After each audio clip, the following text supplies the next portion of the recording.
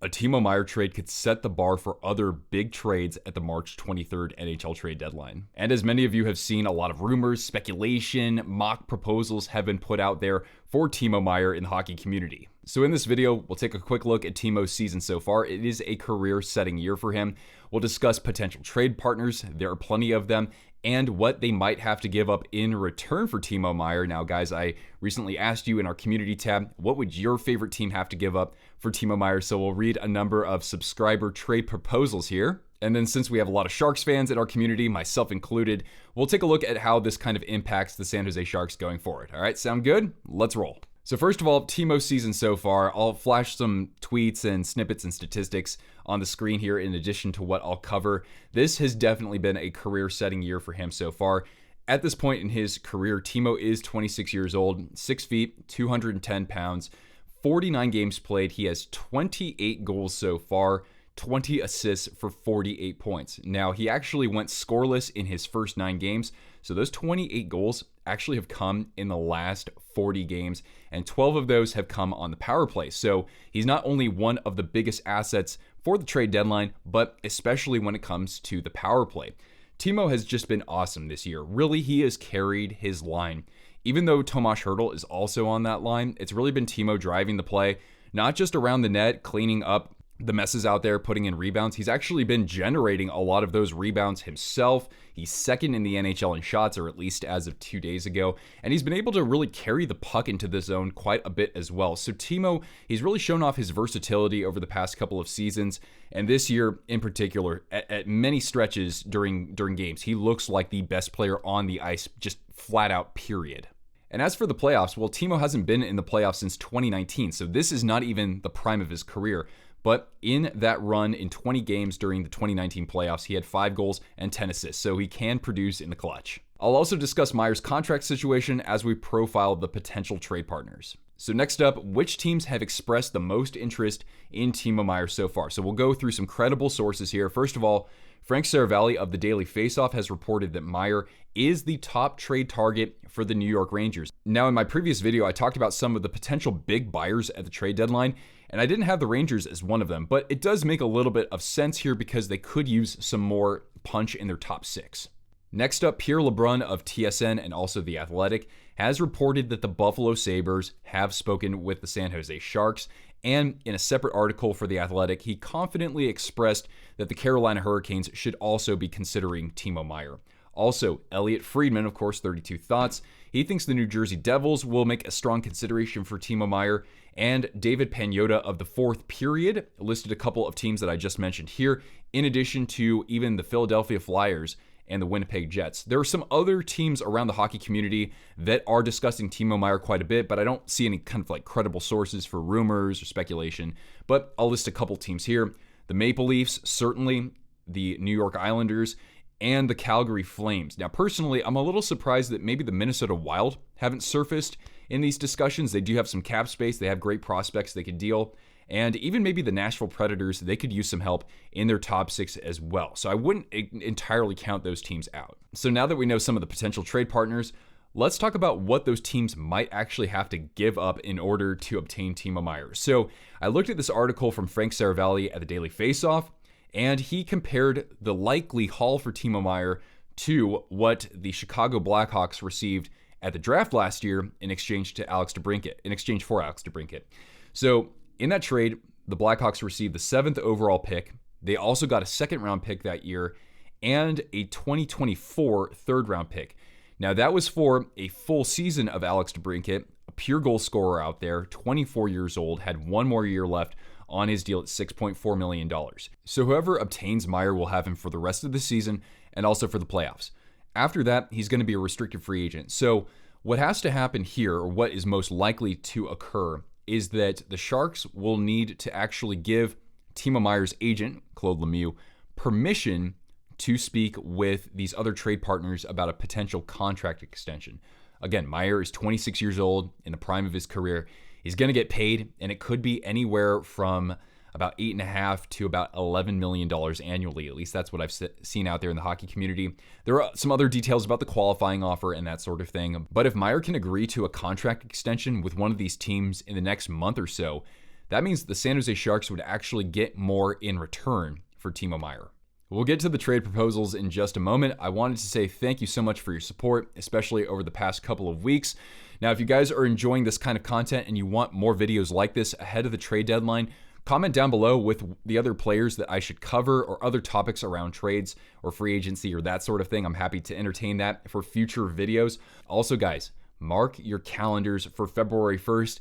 Tap that notification bell. Make sure that you're receiving those because I have something pretty rad to share with you guys. It's video content, it's about hockey, but it's not exactly the kind of content that you normally get on this channel. So more to come on that. Anyway, guys, back to our video here with our trade proposals. So we're going to evaluate each trade partner.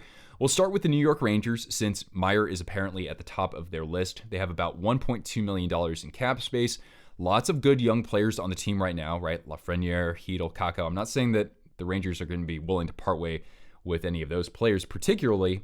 They have most of their draft picks. They have a few missing, so that's not exactly the best situation for them, but having Dallas's first-round draft pick is a huge bonus for them. So we'll start with Eddie Edwards here. Now, I'm actually going to remove Erik Karlsson from this deal, so here's how I'll read it. So the Rangers receive Timo Meier, and in addition, the Sharks receive a first-round draft pick, Vitaly Kravtsov, Sammy Blais to help with cap compliance, another first-round draft pick. So already 2 first-round draft picks and Kaapo Kakko if Meier is extended long-term. So if Meier extends with the New York Rangers and stays there long-term, that would mean the Sharks would get 2 firsts, a top prospect in Vitaly Kravtsov, Kaapo Kakko, and Sammy Blais. That's a pretty darn good return. 2 first-round draft picks. I honestly don't know if Timo would actually fetch just that much. So if there's somebody else that we could send to the Rangers to sweeten the deal or give them like a 3rd-round draft pick or something like that, then I think that would probably work. But yeah, that's actually, that's sending a lot to San Jose. We also have a proposal from Sakic fan, Kaapo Kakko, and a 2023 second-rounder for Timo Meier. I think that would be for a rental, but I would think that instead of Kakko, it would have to be like Kravtsov. It would have to be a top prospect because Kakko hasn't really shown just yet that he can be like a 30-goal scorer or something like that. Compared to the DeBrincat trade, I think this is a little bit short as to what the Sharks would be willing to exchange. Now we get to the Buffalo Sabres, and general manager Mike Grier actually played a few seasons in Buffalo. The Sabres have $18 million in cap space, so they could definitely be huge buyers at the trade deadline. I talked about that in my previous video, and they have an incredibly rich prospect pool. So here's what I had in mind, assuming that they extended Timo Meier.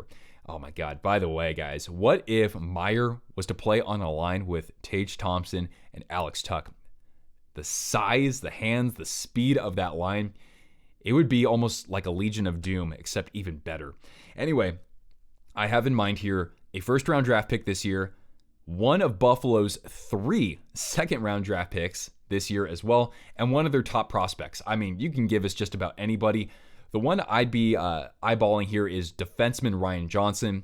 That is the area of the prospect pool the Sharks need to address the most. They're very thin on defense, but if it was going to be somebody like Yuri Kulich or Noah Östlund, hey, I think that's all gravy entirely. So that one could definitely work, especially since the Sabres, they only have to sign Dylan Cousins in the offseason among notable players. So for cap compliance reasons, they look like big buyers to me.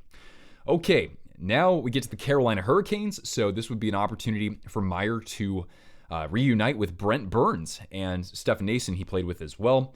And don't forget, Mike Grier, as one of his first big moves with the Sharks, he dealt away Brent Burns in the offseason. So a second round pick for the following year, 2024. And again, lots of good prospects or young players that are available. I thought that anybody who played last year with the Chicago Wolves, who's at least a B-tier prospect or a top tier like Jamison Reese, that would be a great deal for the San Jose Sharks. And I say that because Ryan Warsofsky, who's an assistant for the San Jose Sharks right now, was actually the head coach for the Chicago Wolves last year and won the Calder Cup with them. And I think that really he could be potentially groomed as the next head coach for the San Jose Sharks. So I really like that as a potential deal. And of course, Meier would love the opportunity to play with Burnsy some more there. Now we get to the Toronto Maple Leafs. And for this one, we have a first rounder, a second rounder for 2024, and a top prospect. And in this case, I selected defenseman Topi Niemela to deepen the Sharks prospect pool. For the New Jersey Devils, we go to Pink Wolf. So Pink Wolf says the Devils' first round pick, a future prospect, Alexander Holtz, a very top prospect in their organization, and or a rental of Howla or Blackwood.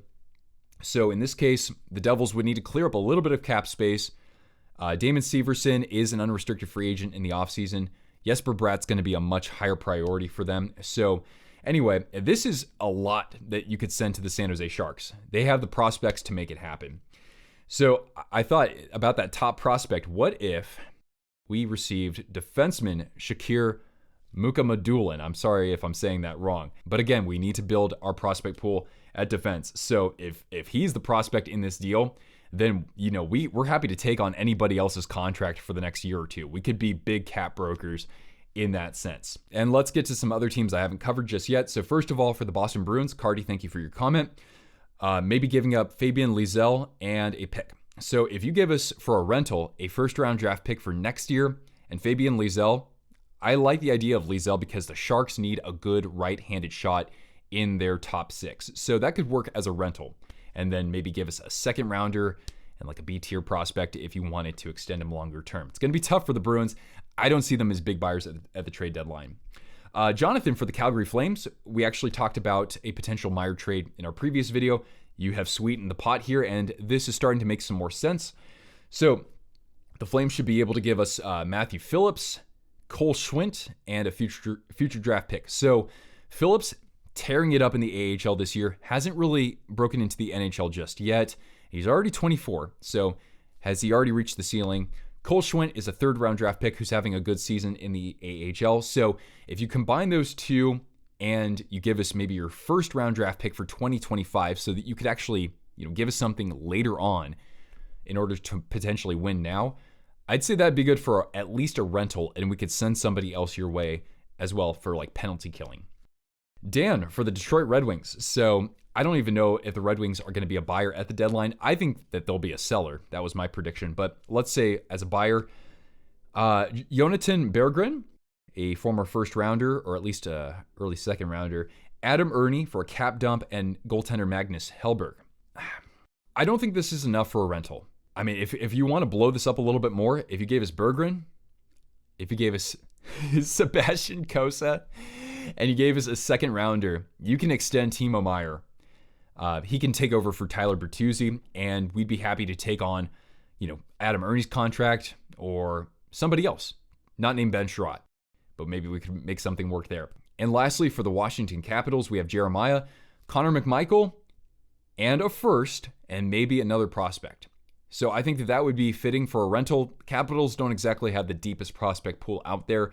So not the most return for the San Jose Sharks, but I like that first round draft pick, certainly. And lastly, before I wrap up here, let's talk about the Sharks here, because Timo Meier is in the prime of his career. He's going to score like 45 goals this season. He's 26 years old, right? He's the best forward for the San Jose Sharks, I think clearly at this point. Why aren't the Sharks going to keep him? There are definitely arguments out there that the Sharks need to retain Timo Meier. He's got another, 4 to 6 great years ahead of him. And he could help with the development of a couple top prospects out there like Thomas Bordeleau or William Eklund. But from my side of things, I think it's really important the Sharks do trade Timo Meier. It's unfortunate because last year with Doug Wilson and that regime, I really think the Sharks should have instead traded Tomas Hertl. Hertl ended up being extended for 8 years at over $8 million annually. And really, given that last year was kind of the changing of the guard as Timo Meier had his best season as a Shark, that was their opportunity to trade Tomas Hertl, get maybe the same in return in terms of assets. They could have extended Meier in the offseason for $8 million, and that would have been a steal for the franchise going forward.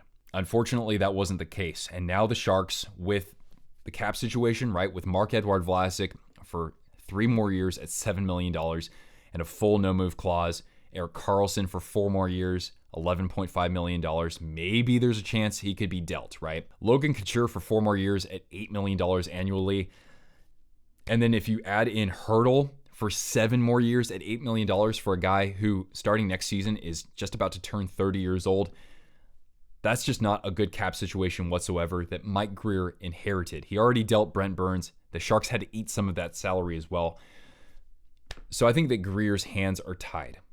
This team needs to build its prospect pool. Recently, The Athletic ranked it 17th in the NHL. And for a team that's now in the 4th straight bad year, that's not good enough. So I think Mike Grier has to do something unpopular here and trade away a player who is beloved, but could really help the Sharks with rebuilding their future. But he has to be aggressive. He has to ask for a lot. And I think that Timo Meier is easily one of the 3 most prized assets at the trade deadline. So a team that's in a win now mode or has an opportunity to really fill a need, like the New York Rangers in their top 6, or like the Carolina Hurricanes who just lost Max Pacioretty, they have to be willing to pay the price here in order to hopefully compete for a Stanley Cup. And Timo Meier, in my opinion, is worth it in spades. He can fit in for any clubhouse. He's more of a versatile player than he's ever been. He's deceptively faster than his big body would let on.